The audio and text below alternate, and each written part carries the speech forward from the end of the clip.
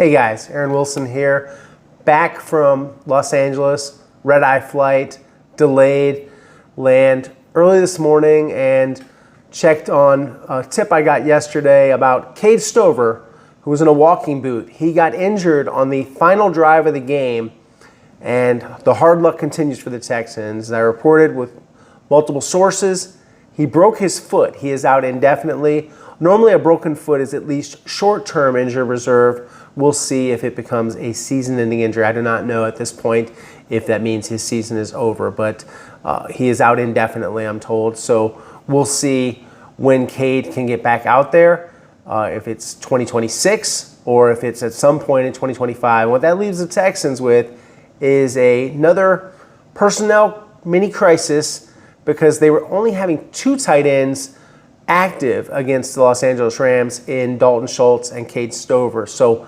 Cade caught a team-high 4 passes, albeit for 22 yards, but still, every pass that was thrown to him, he caught it, and he also provided good, strong blocking presence. He's the more physical of the two tight ends on the 53-man roster. And yeah, it's a loss. So I don't want to talk about Cade for a minute before we talk about what's next. You know, everybody wants to turn the page. I understand that, but I want to kind of, give Cade his props because he deserves it. He's a gritty, tough, blue-collar dude, and that's why this is such a loss. It's, you can talk about replacements and names, but is it the same quality? And it'll be hard to replicate that or approach that standard, and that's how good he is. Because, when you think about Stover, this is the former Big Ten Conference tight end of the year, has a great relationship with C.J. Stroud. They have really good timing. They collaborated with the Buckeyes, and he's a converted defensive player. What does that mean? He's tough. He was hanging out with the so-called meatheads in the weight room at Ohio State. Those are his buddies, the linebackers, the defensive ends. He's country strong. You guys have seen some of the videos and things I've done on him before about his blue-collar work ethic, the farm that he purchased, growing up on a farm separately with his parents, doing chores, working hard, things that kind of lend themselves to being a good football player in terms of discipline and toughness and, really physical conditioning. He's 6'4", 250. Last year, he had some tough things too. He had a shoulder injury and he had an emergency appendectomy. But he still caught 15 passes for 133 yards, 1 touchdown as a rookie. And one second. Right, guys, and we're discussing Cade Stover and his broken foot. And where this leaves the Texans is obviously a very thin depth chart, emergency real type of situation in terms of, just dangerously thin. You've got to have tight ends to run the Nick Haley offense. They began the Rams game in 12 personnel, 1 back, 2 tight ends.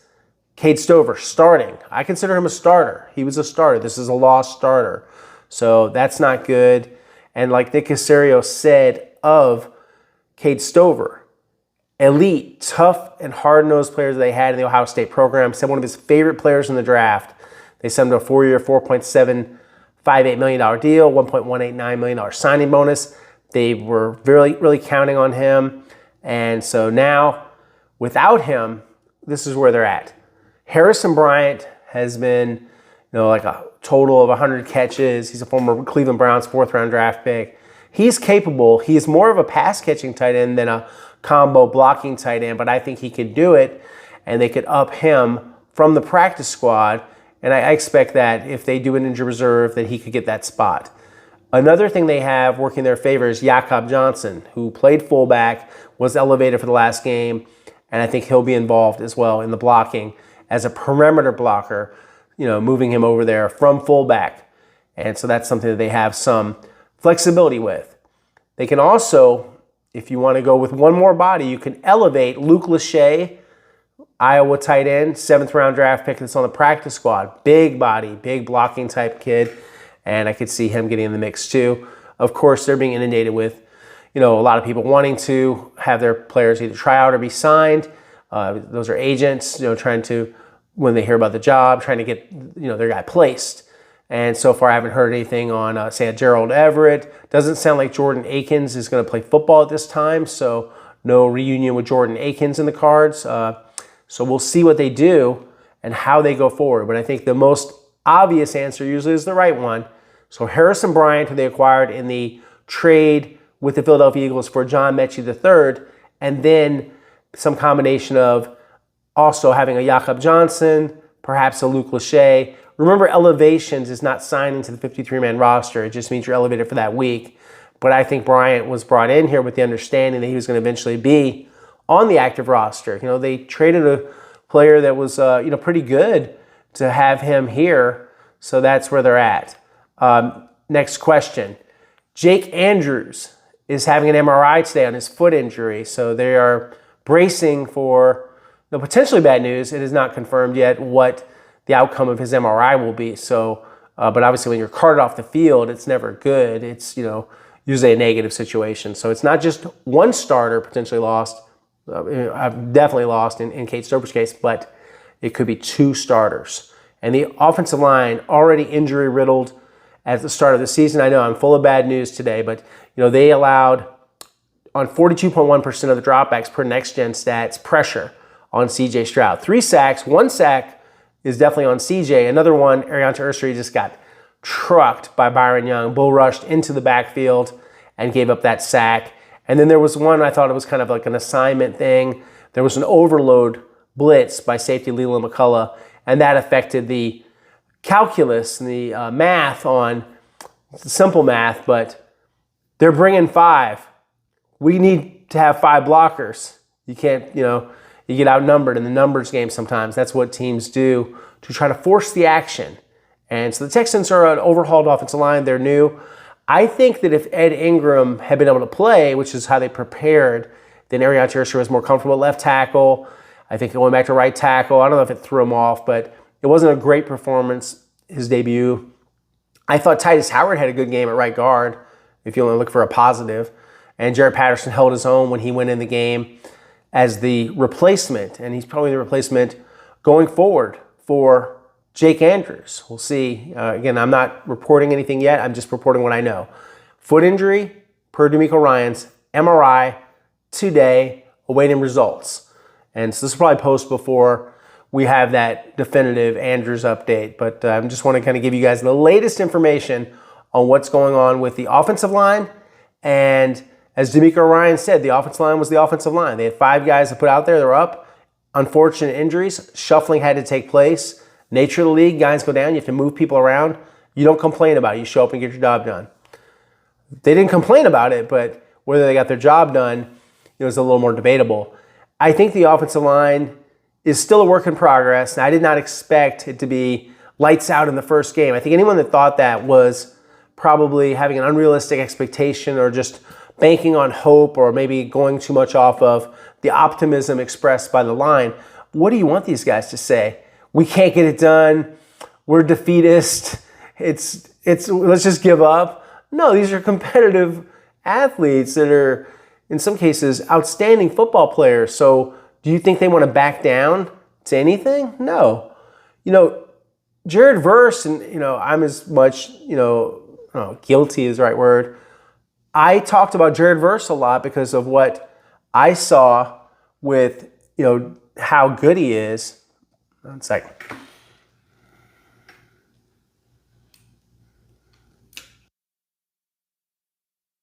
All right, guys, I'm talking about Jared Verse, kind of put a bow on it. They contained Jared Verse. They had problems with Byron Young, but we already knew that they were a outstanding defensive front, as we talked about extensively leading up to the Rams game. And one of the more encouraging things I thought was Titus Howard and them getting some movement and opening some running lanes for Nick Chubb. I think you want to see more Nick Chubb. And when I suggested that, sort of broached the topic / with D'Amico Ryans, he seemed amenable to it. And not that I'm, trying to put a lot in their suggestion box. I just thought perhaps, more Chubb, and it might hide some of the pass protection issues that they're experiencing with all of the personnel problems. When in doubt, maybe to run the ball, pound the ball. And there's some people say, run the damn ball. Okay, that's great if it works. And sometimes it can lead to play action. It can lead to success. It can lead to opening some things up. And, just thinking about the offense, we're focused a lot on the offense today with the injury to Cade Stover, the injury to Jake Andrews. It's a situation of looking at how can they adapt to this? What can they do effectively? So run the ball. I think use more Dalton Schultz. Obviously, Nico Collins needs to be more involved. 3 catches, 25 yards. That's not enough. They did some things, but the Rams are not a great defense as far as the secondary, and they took away Nico Collins. And a lot of that has to do with the pass protection. And C.J. Stroud, listening to his postgame, he talked about not being thrilled with he talked about lollygagging, things like that. Didn't think practice was great. He tends to, after a game, have some strong opinions about what could have went better. He's very tough on himself. If you think he's like throwing him under the bus, he's not. He's the first one to raise his hand and say, hey, that's on me. And I think CJ is very accountable, and he has the credibility as a team captain. So if he thinks it wasn't good enough, then it wasn't good enough. And that's fine. I don't think when you look at, say, a D'Amico Ryans or Nick Haley or Nick Cassera, anyone would have a problem with that. You want to take charge quarterback. So anybody trying to make a big deal out of that, I think they're looking for maybe some fake drama. Because I can tell you this, C.J. Stroud is the guy in that locker room, very respected. And he did some nice things, but it's too tough. I mean, you have to scramble just to, get a first down here and there. He should be able to throw from the pocket, set up nice, and find the open receiver and just kind of throw darts all over the field, left and right. You want to pick up the football behind me and throw a ball right now. Nobody wants to watch that. No, I've never been. I was okay at catching the football, not great at throwing the ball. I've always had kind of a bad shoulder, but I digress. Sorry. Sometimes I drop in these little Aaronisms, things about me. But, hey, it's my channel. I like to talk. And that's where we're having fun here. I know things are a little gloomy. I don't want to bring you guys down, but, I want to give you the news. I want to give you the real report. And I am pretty dog-tired from the flight. But, I probably should have got this video up a little sooner. Just wanted to get up when I had my thoughts collected and more reporting all around. But, that's kind of life in the big leagues. When you travel and then you're tired the next day. And I'm thankful to the Texans for not having press conferences today, but we will have them. And so you can plan for that if you're interested tomorrow when they get back on practice field. Today is kind of a day of rest. The team landed, I think, after 1, maybe closer to 2 in the morning, Central Time, after flying back from the West Coast. So, yeah, everybody's tired, and it's, not an easy thing to do to follow around the NFL and to, deal with stuff like that. But that's part of this business, just kind of being available, being ready, all of those things that go into, what you're doing in terms of the National Football League. And, the league is, how can I put it, not real forgiving. There's a lot of injuries, lots of, things that happen, and you just kind of got to be ready. So I look at, all these things, and I'm going to take one more pause here, guys, to do a few more updates, and then I'll edit all this together. It'll be great, I promise. Right, so recapping, guys, the Texans will have some injuries to work through, some personnel issues to work through, and that's kind of life in the NFL. Like I was saying, it's a pretty unforgiving league. A lot of things happen, and it's tough. And I know for fans, which stands for fanatic, obviously it's emotional. And for me, yeah, I have a heart. I hate that people get injured or they get cut or whatever happens, whatever calamity may hit a football team, because, why be negative? These guys are out there working hard. They try very hard. This is their life's work. And, they put everything they have into making the NFL. And then sometimes it doesn't work out. People get injured or people's performance isn't good enough.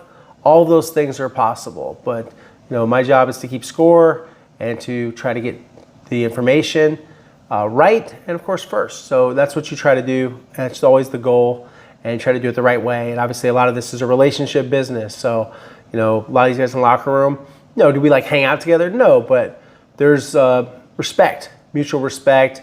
And in some cases, guys are very friendly and very cool and with their time. So I would just say, as fans, I'm not lecturing anybody or telling me what to do whatever you like, but I'm just going to, remind people, these are people. They're, regular people with families, and, imagine just, if we were all critiqued in the same level of focus, how would we all hold up? I don't know.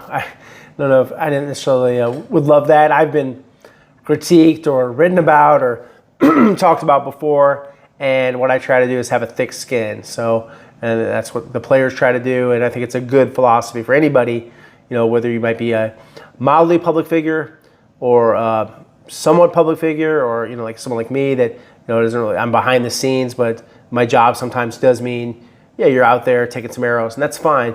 All I kind of really ask for is just be fair and be accurate about anything that might come up. But I don't want to digress too much. I do have some more news for you, and this is some salary cap gymnastics. The Texans restructured safety C.J. Gardner-Johnson deal 5 days ago, and saw the details now. Simple conversion of his $7.75 million base salary into a $6.58 million signing bonus. New salary cap figure, $3.086 million. And previously it was a $9 million cap, so a good reduction, but he makes the same amount of money. New base salary, $1.17 million. 2026 is an option year. Total of $11.5 million is available if they exercise that option. 27 to 2030 void years are added for amortized cap purposes, with some sort of reason that all it means is just that it's not money that he'll earn, it's money that is on the books for accounting purposes, is the simplest way to put that. As I reported before in the Money Moves video from last week, the Texans previously restructured Dalton Schultz. New cap figure $6.212 million, down from $14.08 million, so significant savings. Converted $9.745 million of his $11 million salary into a signing bonus. All that means is they convert salary into a bonus. The player's still paid exactly the same. In many cases, they don't get that check. They just get paid in increments. And a lot of teams do it that way. So it's not like all of a sudden like, oh man, I'm rich. No, you're making the same amount of money in the same time span. It's just you're helping the team, and it's part of your contract that you signed to help the team with these salary cap adjustments. What's quite different is if they were asking you to take a pay cut, or if they wanted to augment your deal. So his new base salary with that conversion is $1.255 million. It's all guaranteed. 2026 salary cap is $15.949 million. So they'll come to a decision in the offseason if they want to fix the contract, or if they want to have him back. $11 million due. Void years 27 to 2029 for salary cap purposes. So all of that is prorated. And so like I said, we wrote about that previously with Mr. Dalton Schultz. So I thought I had a pretty decent game. Thought he played well, and they're happy with him. I think he's definitely come back from last season and made some strides. Davis Mills, let's break down his 1 year, $7 million deal. And it did create cap space. He got a $3.05 million signing bonus. And over the next 2 years, this year and next, a combined $10.25 million total guaranteed. Remember last year he got a 1 year, $5 million extension. This time, 1 year, $7 million extension. Salaries this year, $1.2 million, $1.125 million of it is fully guaranteed. $6 million fully guaranteed in 2026, his salary. And all salary means, guys, is you get 18 game checks, including the bye week. And so you do the math, you divide 18 into 6 million. That's your weekly pay. Up to $300K total in per game active roster bonuses. So they pay you more divided by 17 rather, for games if you're active, meaning that he's ready to be the backup. He's not injured. He's not out. He's ready to back up C.J. Stroud and fill in if needed. And he has a $1.85 million Pro Bowl and playtime, not likely to be earned incentive, meaning that it's not expected. It's kind of just in there in case. New cap figure, $4.066 million in 2025, down from $4.991 million, so about $900,000 in savings. So Nick Caserio does it again. Moves some money around, some creative accounting, and they get it done to have some breathing room heading into the season for potential extensions, for what if someone has to go on injured reserve? Not everyone knows this rule, but guess what? If you went injured reserve, they still have to pay you. Unless they do an injury settlement, they owe you for the entire year. When it's a good football player, let's say like Cade Stover, he makes the same amount of money injured as he would make playing. It's like basically workman's comp principles. So like I said, what's next? Tuesday, open locker room, 10:20 in the morning, roughly. Then D'Amico Ryan's press conference. And then Wednesday is a day off. And then we'll have Thursday, Friday, and Saturday press availability. Sunday they'll be off and no media. And then Monday Night Football coming to Houston. First time in years that there's been a home Monday night game. Remember what a great game they had with Tampa Bay last time. And the comeback that C.J. Stroud engineered. All of the connections. Obviously Tank Dell was a big part of that, but not available this season. So maybe he'll make those connections with someone else. And the Texans could get back on a winning track. I was going 0-2, and you're going to hear that question all week. How tough would it be to go 0-2? Well, not good, obviously, right? You want to be 1-1, and then you want to be 2-1. So they need to win a football game, get the season going back in the right direction. It's one game. They lost to the Rams. We've been through it. We've gone over a lot of it. We'll continue to go through it. They had some lapses in tackling, in pass protection, 11 penalties, 7 on offense, 4 on defense. There's some injuries, which we've been documenting because of personnel is very important, obviously, to any coverage of a football team. Who's available, all of those things. So what's next is just seeing how they go through the week. And would it surprise me if the offensive line was the same as last week?